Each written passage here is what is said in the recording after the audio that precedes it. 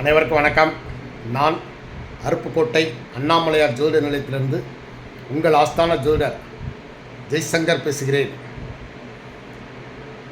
எல்லாரும் எதிர்பார்த்து கொண்டிருந்த இந்த வேலை மக்கள் அனைவரும் இந்த ஒரு கடந்த 10 நாளாக என கடவுளே எங்கள் இளைய தளபதி முதல்வராகணும்னு பெண்கள் கோவில்களில் வேண்டதை நான் நேற்று கண்கூடாக பார்த்தேன். ஏன்னா இதே போல் இளைஞர்கள் அங்கங்கே பேசுகிறதெல்லாம் பார்த்தா எப்படா விஜய் பதவி ஏற்பார்னு, ஏன்னா ஓட்டு போட்டாங்கள்ல அவருக்கு, அதனால் ரொம்ப எதிர்பார்ப்போடு இருந்தாங்க. இன்றைக்கி அந்த ஆசை நிறைவேறிவிட்டது. திரு ஜோசப் விஜய் ஆகிய நான் அப்படின்னு சொல்லி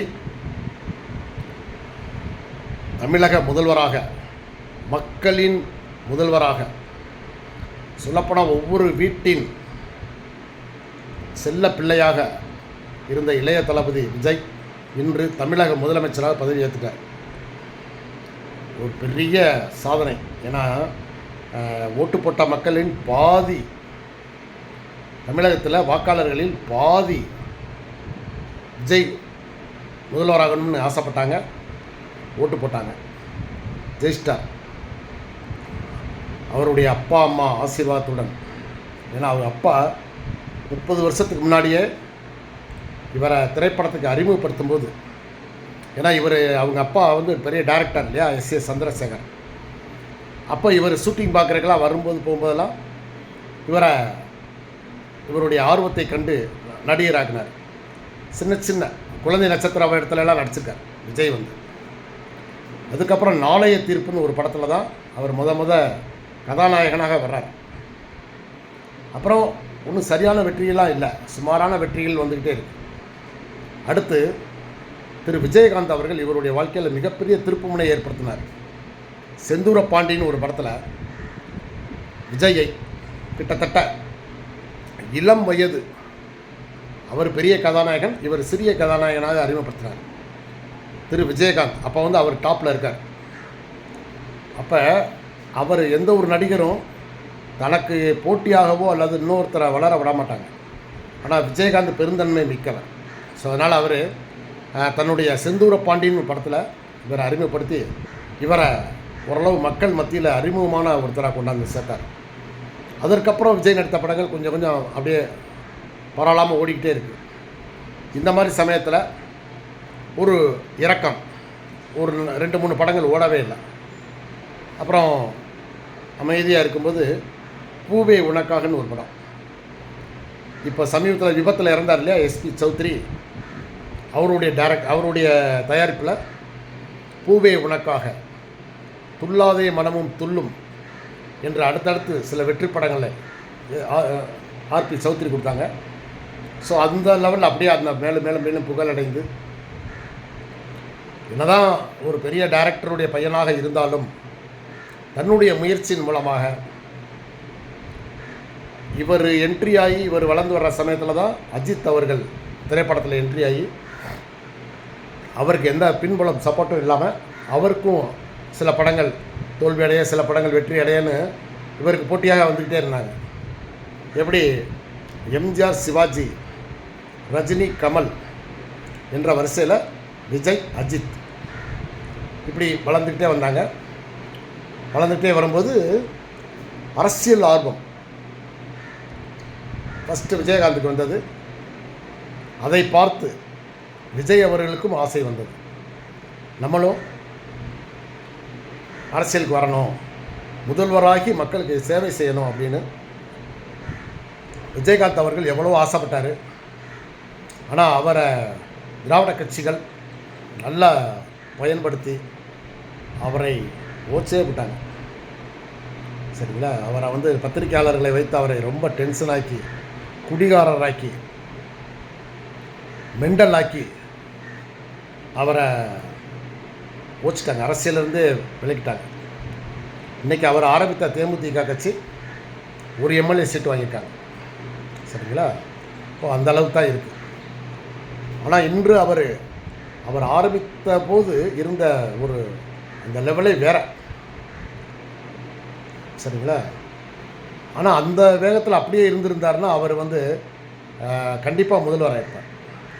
என்றைக்குமே ஒன்று மட்டும் தெரிஞ்சுக்குங்க, தமிழகத்தில் ஒரு வளர்ந்து வரக்கூடிய மக்கள் செல்வாக்கு பெற்ற ஒரு தலைவரை இந்த திராவிட கட்சிகள் விரும்பாது. எப்படா அழிக்கணும்னு பார்ப்பாங்க. ஏன்னா அவங்க 2 கட்சிக்காரங்களுமே ஆளுக்கு ஒரு 30 வருடம் தமிழகத்தை ஆண்டிருக்காங்க, 60 வருஷமாக ஆண்டிருக்காங்க. அதனால் அவங்களுக்கு அந்த சாமானியத்தில் அந்த பதவிகளை, அந்த பதவி சுகத்தை எதுவுமே விட்டுத்தர அவங்களுக்கு மனசே இருக்காது. அதனால் நீங்கள் நல்ல முறையில் வளரணும்னு நினச்சிங்கன்னா எந்த திராவிட கட்சியுடனும் கூட்டணியே வச்சுக்கிடக்கூடாது. இது வந்து ஒரு மிகப்பெரிய ஒரு வாய்ப்பாக பிஜேபி கட்சிக்கு அந்த வாய்ப்பு கிடச்சது.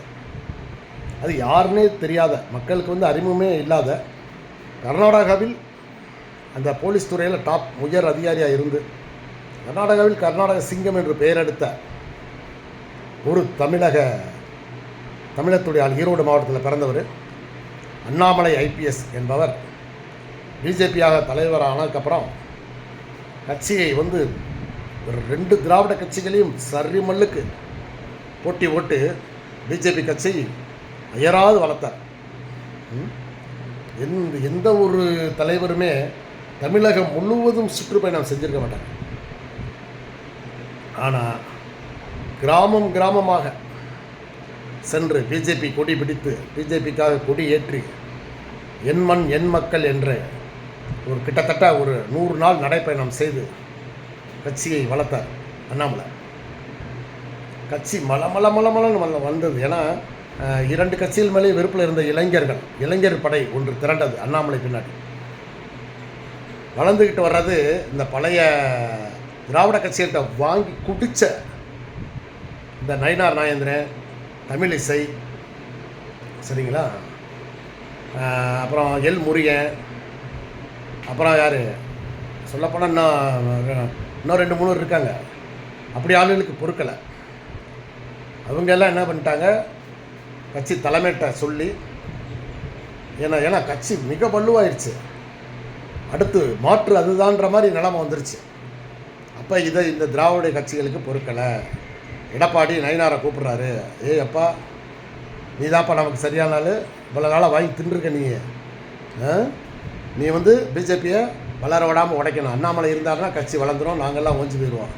ஸோ அதனால் நீ மேலிடத்துக்கு போய் எப்படியாவது இது பண்ணி நானும் வந்து சப்போர்ட் பண்ணுற மாதிரி நடிக்கிறேன் அப்படின்னு சொல்லி, அவர் பெரிய கிரிமினல், அரசியல் கிரிமினல் வந்து எடப்பாடி தான். உண்மையிலேயே அகில இந்திய அளவில் அரசியல் கிரிமினல்னு எடுத்தோம்னா அது எடப்பாடிக்கு தான் பொறுக்கும். அவ்வளோ நேக்கா காய் நகர்த்தி நான் வந்து ஆதரவு தர்ற மாதிரி தர்றேன்னு சொல்லி உங்களுக்கு 10-20 சீட்டு எம்எல்ஏ கிடைக்கும். ஏன்னா ஏடிஎம்கே ஆதரவு இருந்தால் உங்களுக்கு சீட்டு எம்எல்ஏ வந்து நிறைய ஜெயிப்பாங்க, அண்ணாமலையினால் ஒன்றும் ஆகாது. ஏற்கனவே நாடாளுமன்ற எலெக்ஷனில் ஒரு 2.5%, 2-3% இருந்த கட்சியை 21% கட்சியாக மாற்றினார்.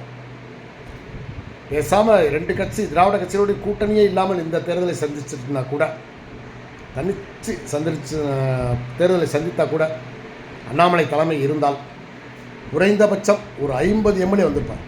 234 தொகுதியில் தனித்து போட்டிட்டால் 50 தொகுதியில் பிஜேபி வந்திருக்கும். ஸோ அந்த வாய்ப்பை மிக சாதுரியமாக எடப்பாடி திட்டமிட்டு நயினார் நாகேந்திரன் என்ற கைக்கூலி மூலம், எடுபடி இவர்கள் மூலம் தமிழக பாஜகவை ஒழிச்சு கட்டிட்டாங்க. இந்த எலெக்ஷனோட இனிமேல் பாஜகவுக்கு வாய்ப்பே இல்லை.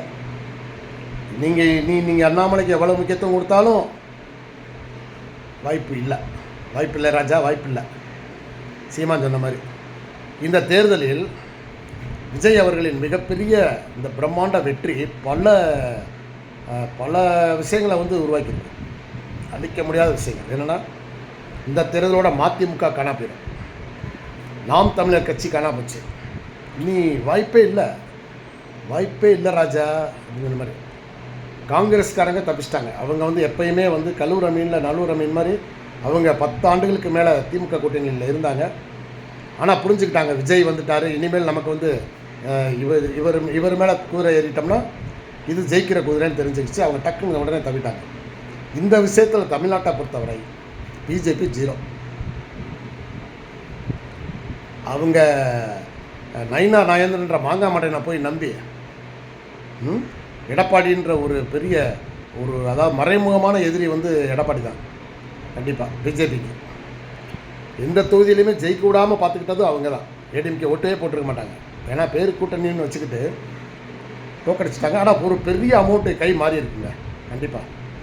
அதனால் இந்த பழைய வந்து பெருச்சாளி பழம்பெரும் பெருச்சாளிகளை பிஜேபி வளரணும்னு நினச்சிங்கன்னா முதல்ல இன்றைக்கி இருக்கக்கூடிய அத்தனை அதாவது மாநில மாவட்ட நிர்வாகிகள் அத்தனை பேரை மாற்றுங்க. மாற்றாமல் கதை நடக்காது. அண்ணாமலை ஒருவரை தவிர அவரை மட்டும் ஒரு ஆளை விட்டு வச்சுக்கோங்க. மற்ற அனைவரையும் கூண்டோடு மாற்றிடுங்க. மாற்றுறது மட்டும் இல்லை, அவங்களால கட்சியை விட்டு நீக்கிடுங்கன்ற. எதுக்கு இவங்கெல்லாம் வந்து திராவிட கட்சியினுடைய வந்து பிறகு திண்ணி போய்ங்க. இவங்கெல்லாம் நமக்கு தேவையே இல்லை. கட்சியவே நீங்கள் இருக்கக்கூடிய ஒன்று கட்சியை கலைச்சிருங்க. அவ்வளோ அசிங்கமாக போச்சு. சரிங்களா? அதனால் ஜோசப் விஜய் ஆகிய நான் அப்படின்னு முதல்வராக பதவியேற்றிருக்கார் விஜய் அவர்களுக்கு அருப்புக்கோட்டை அண்ணாமலையார் ஜோடி நிலையத்தின் சார்பாக வாழ்த்துக்கள். நல்ல மந்திரிகளை தான் போட்டிருக்கிற மாதிரி தான் இருக்குது. இனி புதிய மந்திரிகள் போடும்போது ரொம்ப கவனமாக இருந்து போடுங்க.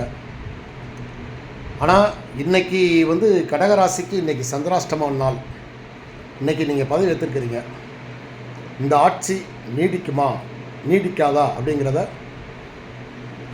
அடுத்த வீடியோவில் நான் சொல்கிறேன். ஏன்னா அண்ணாமலை ஜோடி நிலையம் சார்பாக இதுவரைக்கும் வந்து இளைய தளபதி முதல்வர் ஆகணுன்றதான் ரொம்ப விரும்பி ஆசைப்பட்டோம். ஏன்னா போன வாரம் திங்கக்கிழமை வந்து ரிசல்ட் வந்தது. அன்னைக்கு வந்து சந்திரன் அதிபதி, கிழமை அதிபதி சந்திரன். நீங்கள் இன்றைக்கி பதவியேற்காமல் நாளைக்கு பதவியேற்றிருந்தீங்கன்னா உறுதியாக 5 ஆண்டுகள் முழுவதும் உங்களுக்கு எந்த பிரச்சனையுமே வந்திருக்காது. ஆனால் இன்றைக்கி ஞாயிற்றுக்கிழமை நீங்கள் இன்றைக்கி பதவி வைத்திருக்கிறீங்க அப்படின்னா சூரிய பகவானுடைய நாள் இன்னைக்கு. இதுக்கு ஏற்கனவே நான் சில பரிகாரம்லாம் சொல்லியிருந்தேன். ஏன்னா அதே போல் நீங்கள் அந்த பரிகாரத்தை நிறைவேற்றியிருந்தால் அல்லது நிறைவேற்றினால் உங்களுக்கு ஆட்சி எந்த பிரச்சனையும் இல்லாமல் 5 ஆண்டுகள் முடியும். அடுத்த வீடியோவில் அது சம்மந்தமாக என்னங்கிறத நான் ஜோதிட ஆராய்ச்சி பண்ணி இந்த ஆட்சி நிலைக்குமா அல்லது இடையிலேயே டிசால்வ் ஆயிருமாங்கிறத அடுத்த வீடியோவில் பார்ப்போம். சரிங்களா? கண்டிப்பாக.